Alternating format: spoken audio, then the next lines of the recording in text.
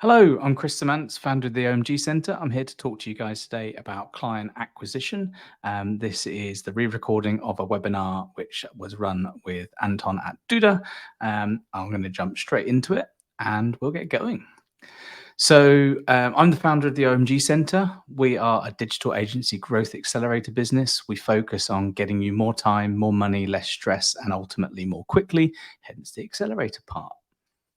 So, as I said, we're going to be talking about mastering the art of client acquisition today. It's a difficult, complex subject. This webinar doesn't do anything but give you a starting point to scratch the surface. Hopefully, it starts the right kind of thinking off. You're more than welcome to reach out to myself or Duda after this webinar and ask us any questions. And I'm happy to go into a little bit more detail on any in particular areas for you.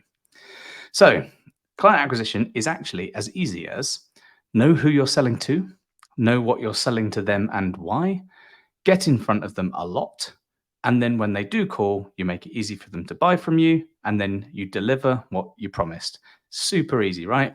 Well, this isn't the shortest webinar you've ever been to. It isn't as easy as that. These are the key areas, but we need to go into a bit more depth, of course. So, point one, know who you're selling to. Now, this might sound a little bit obvious at times, but you wouldn't believe if you do a deep dive how little about this you really do know. And every agency should have a very in-depth buyer persona, and you should be checking this against your current clients. So different businesses all have very different needs. Same businesses in the same niche have different needs. So you can't really sell the same services to totally different niches in the exact same way and expect an awesome outcome every time. They won't all say yes because you'll be a little bit too generic if you have to be talking to too many different places. Equally, you can't expect a compelling sale. You can't make a compelling sale for anyone in an easy way without making it clear that you know who they are. So that means you need to define the who at this stage. So there's some key business characteristics. Some of these are a bit obvious, hopefully.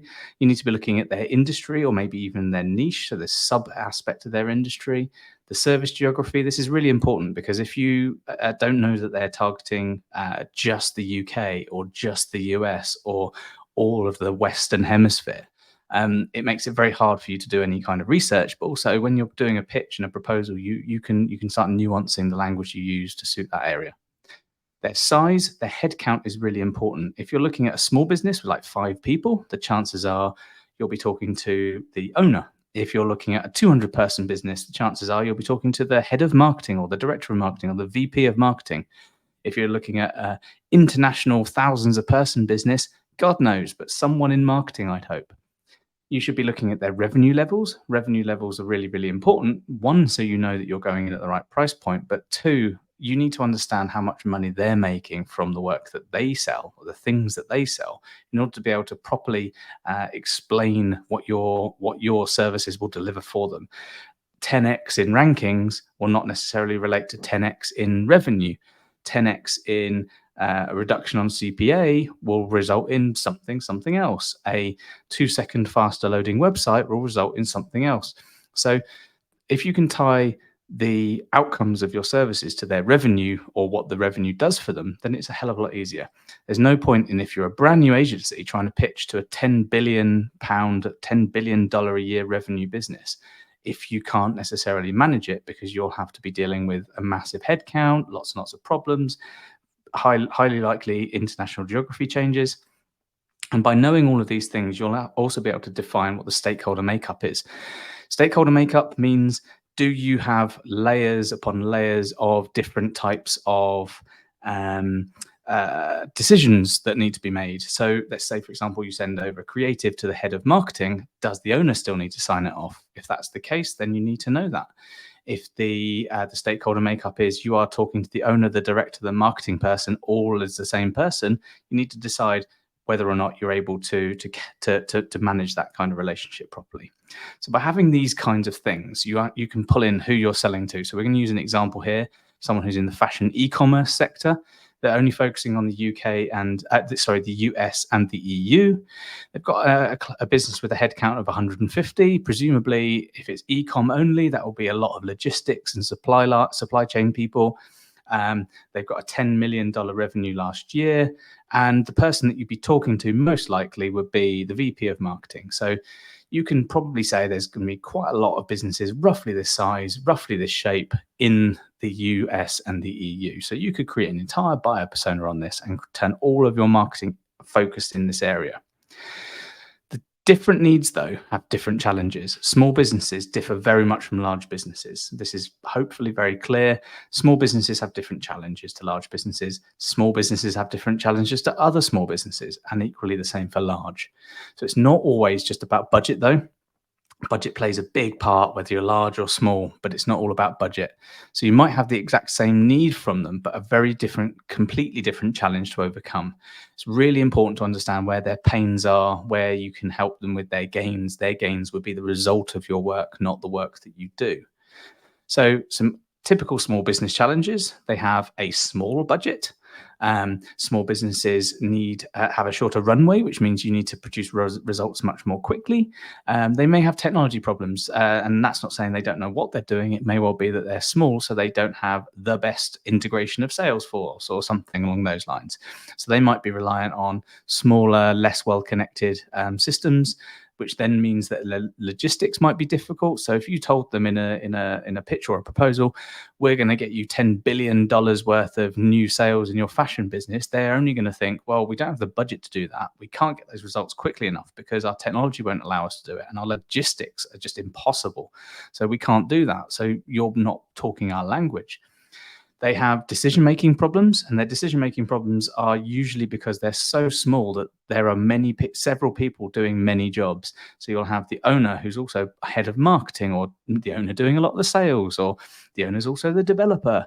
And that means that decision-making, where it feels like it should be quicker because there's less people, is actually slower because they can't break the time down enough to talk to you.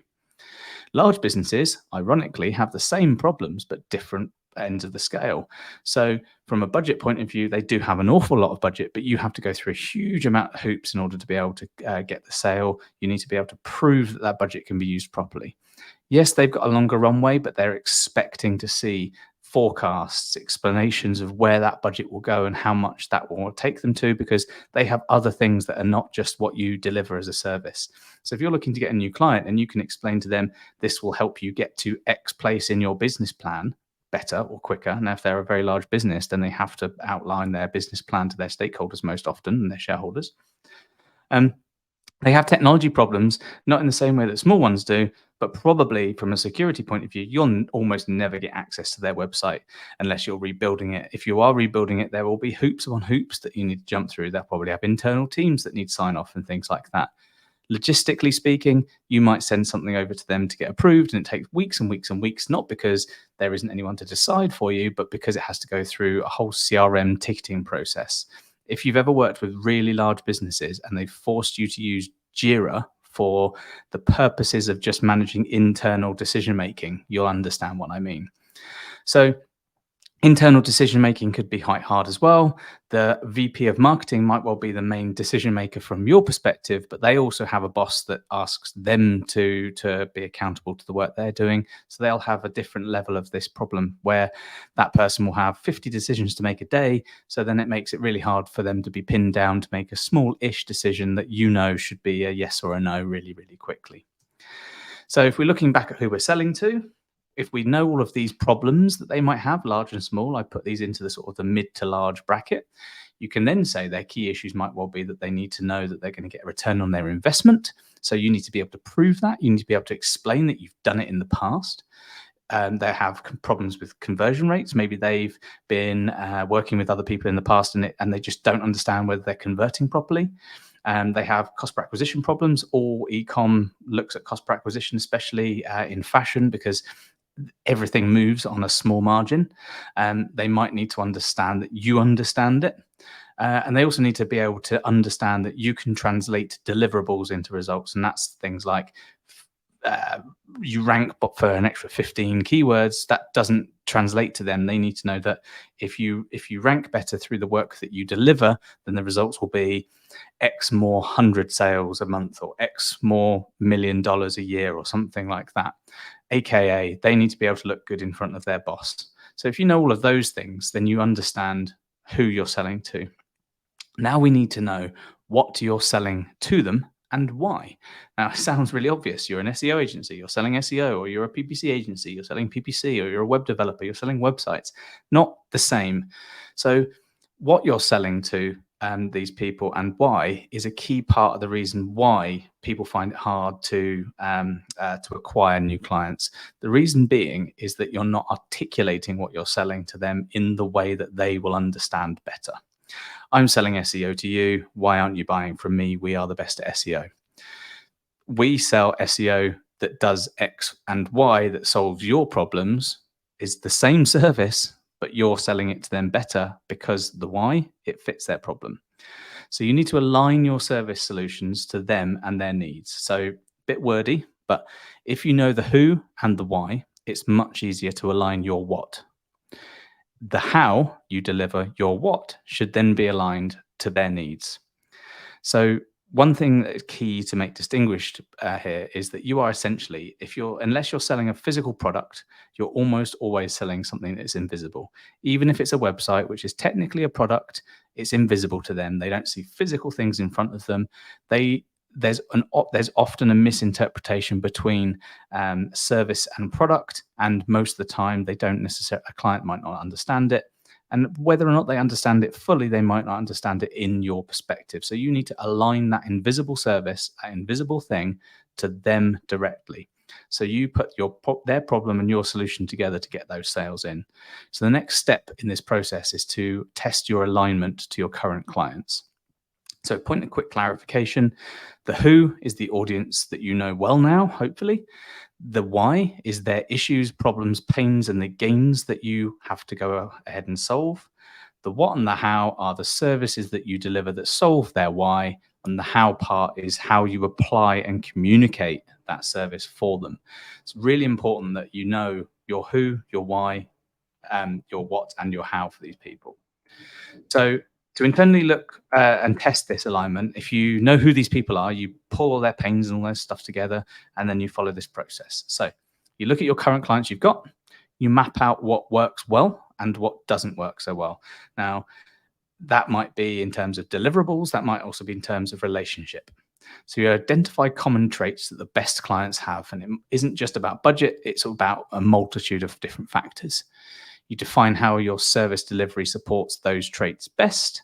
And you also define where the opposite is the case. So we delivered this service extremely well, but we have problems with these clients. Maybe it's the type of client that's the problem and not your service delivery, because another huge chunk of clients do a really good job for exactly the same delivery, but not with the same outcomes. Then you focus on what works best and you build from there. Don't keep trying to fix everything. Focus, focus, focus gets you more clients. So try this template out, omg.center/profiles. There is a rather ugly spreadsheet. One tab is about the business and another tab is about the stakeholders. You might have more than one stakeholder in one business, but one row per business, many rows per stakeholder. Super cheap, easy way of doing this. Spend a bit of time building the spreadsheet out, throw the tables into ChatGPT. Ask it what it thinks about these customers. Once it tells you all of the individual breakdowns of those customers, it's a hell of a lot easier to get all of this into something like this. And it tells you what kinds of clients happen to have different, better numbers that you assign based on that profile. This is a starter profile.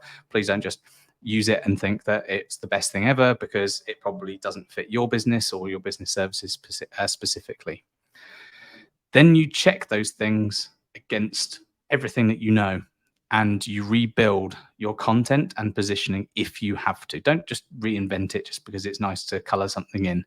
So if you're speaking their language and using their terminologies or speaking to their needs in all your marketing efforts, you're winning. If not, you'll acquire more clients if you do speak their language. So do your sales documents talk to those people? That's not just your website, but maybe your proposals. If your proposals say, we do fashion e-commerce and we're the best at it, and here's all the things fashion e-commerce terminologies, they're going to understand it better. So everything that you do should shout, we know who you are and we understand what you do. and what you need. So essentially, you turn something that looks a bit like this, and obviously, I'm not a designer, but forgive me, most agencies' websites look like this, where it says something hyperbolic and then it says a USP that isn't a USP. Now, if you're listening to this right now and your homepage says data-led digital agency, or results-driven digital agency, or strategic digital agency, newsflash, that's not going to convince almost anyone unless they don't know what they want. And if they don't know what they want, they're going to churn a lot more easily than another potential client. If you turn this, knowing everything you know about potential customers, you can turn this into something that says, again, not a designer, you can turn it into something like this that says, we solve this specific problem for you, or we solve these problems for you, and we live for this problem. Book a discovery call right now. This tells them, sorry, at their first glance, we know who you are, we've got what you want, we know everything about you. They'll go, this is great, they get me.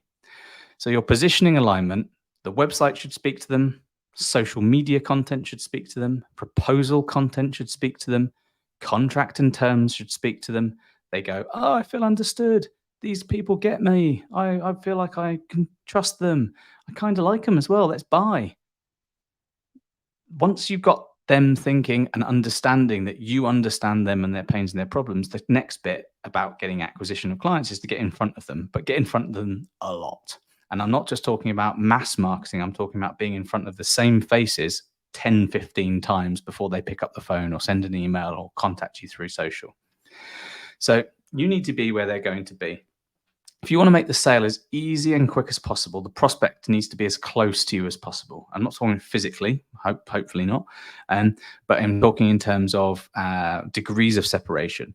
So you should have been seeing them everywhere. They should have been seeing you everywhere, at events, online, webinars, podcasts, blah, blah, blah, blah, blah. If you consider how great a referral is, you should emulate some of those factors of a referral lead. You should get them coming to you, seen you here, or have heard you there. You seem like you know what I'm talking about. When I went to your website, it definitely confirmed that.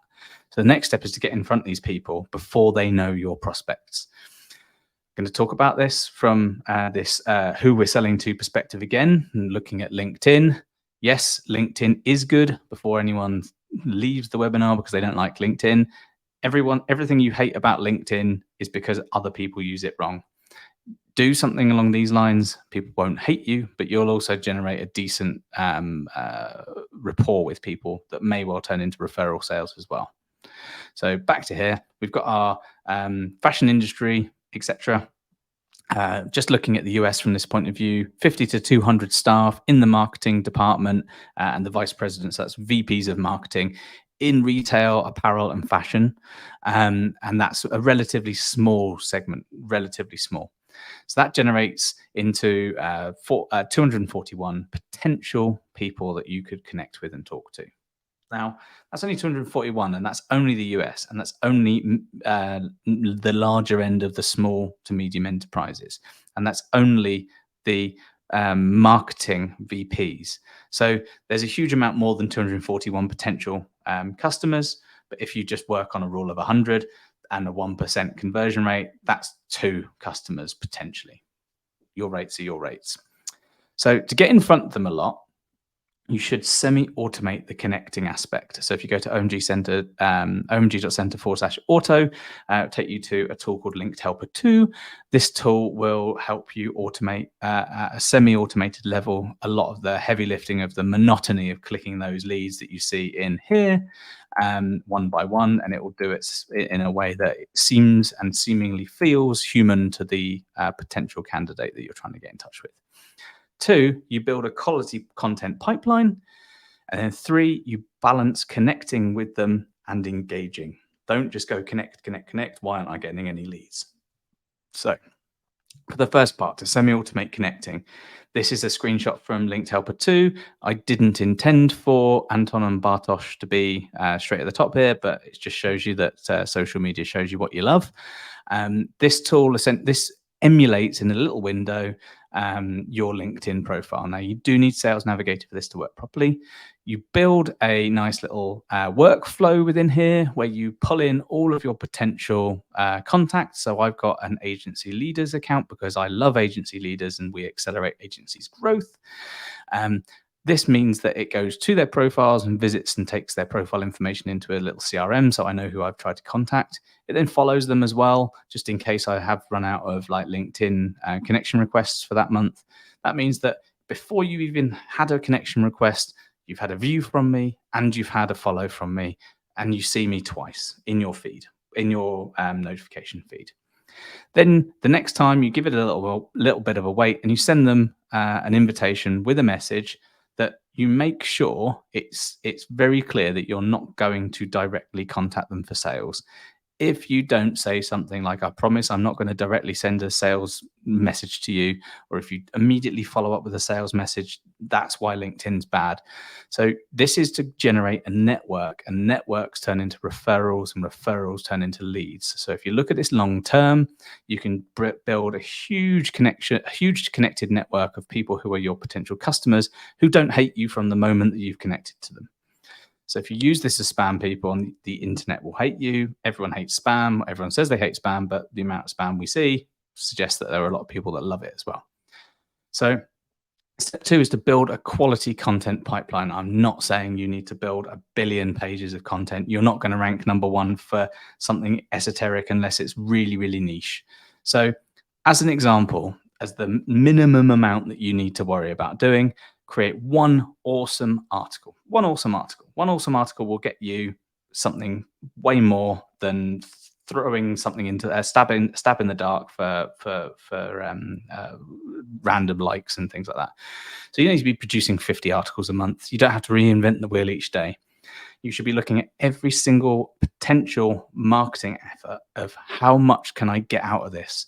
If you look at things to think, what lever can I pull that generates more than the thing that I'm creating? So repurposing is the winner here.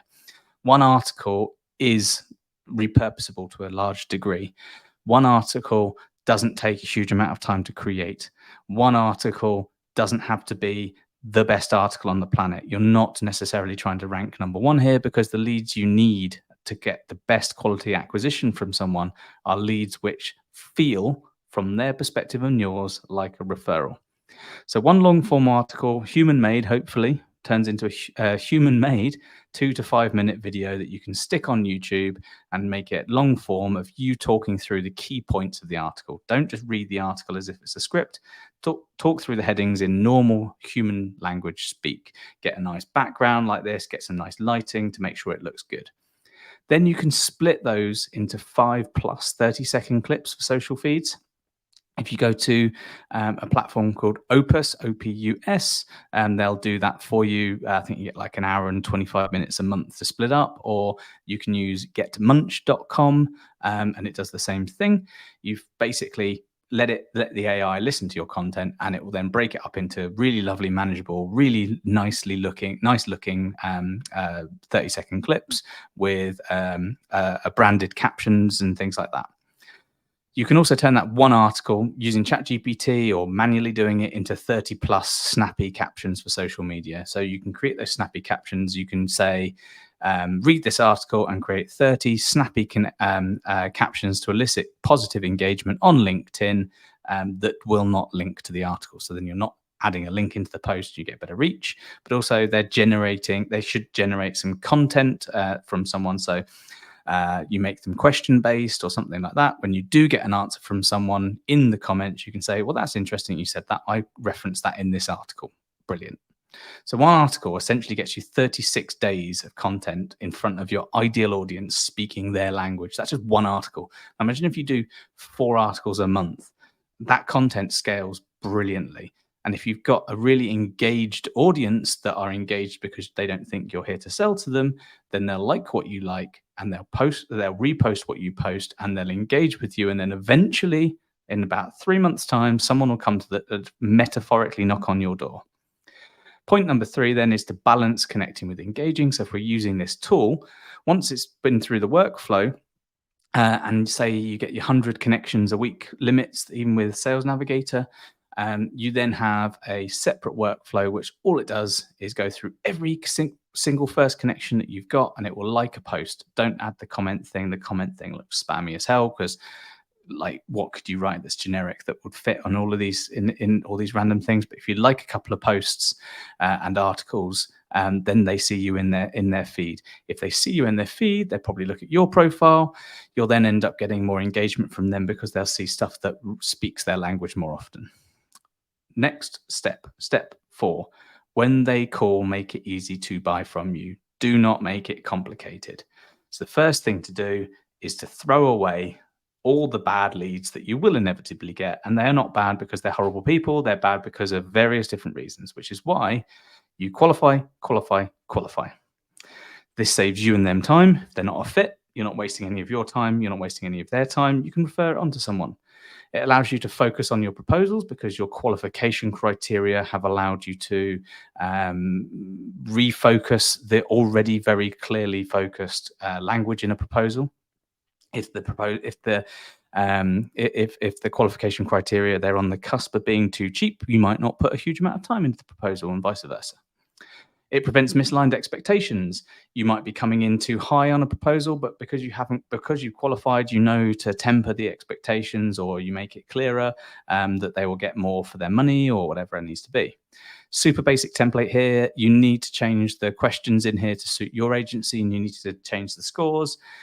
It doesn't have to be a score of 3 for something if they're just about like it. So you can score a 2 or a 1, but have a look at it and have a play, make a copy, and hopefully it's helpful to you to build some kind of qualification. Every lead needs to be qualified from today onwards. The proposal, though, that if they've qualified, should feel absolutely all about them. You do need to make sure that they understand that you understand them. The problem, though, is for obvious reasons, you need to balance that templatedness with a very clear, we know you and we can solve your problem messaging. So there's a balance between bespoke and template. Template 2/3 of it, but make sure that the language is very clearly about them. So e-commerce is your niche, for example. You will focus all your content and all your case studies and everything on e-commerce, but you need to make sure that the non-templated areas speak to their individual type of e-commerce or whatever it might well be. So you need to make it feel like you've spent all that time putting every pixel in place just for them. All ideal proposals, though, they will all have, we know this about you. Your goals and aims are, this is where you reverse their problems. We can support your goals with insert services. We'll show you how we've done this before. Insert targeted and relevant, very relevant case studies to their niche. So if they see a fashion e-commerce brand that isn't a competitor of theirs that you've helped in the past get 10x on something, then they'll understand, oh, this could be us.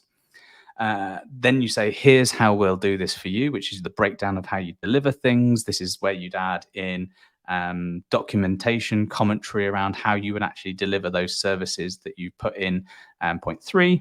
And then here's what's investment is needed. You will need to pay us this amount of money in order to do these things in this way that get you the same results you've seen in targeted case studies. And they should be then able to say, oh, this makes a lot of sense. Don't make it hard to sign a contract, though. Terms and conditions are really important for obvious reasons, and insurances and all sorts of things, but you absolutely do have to cover yourselves in contracts. Don't give them a single one-pager, but don't give them a 50-pager. Don't send 50 pages to these people. No one wants one, and the chances are they'll think you're trying to con them, or they'll misinterpret what you're trying to do. Yes, contracts need to have terms, though, but unless you're selling an insane amount of risky IP, or you've got a really crazy schedule of work that you're doing, you need to make sure that you're not selling them War and Peace. You need to make it super, super, super easy.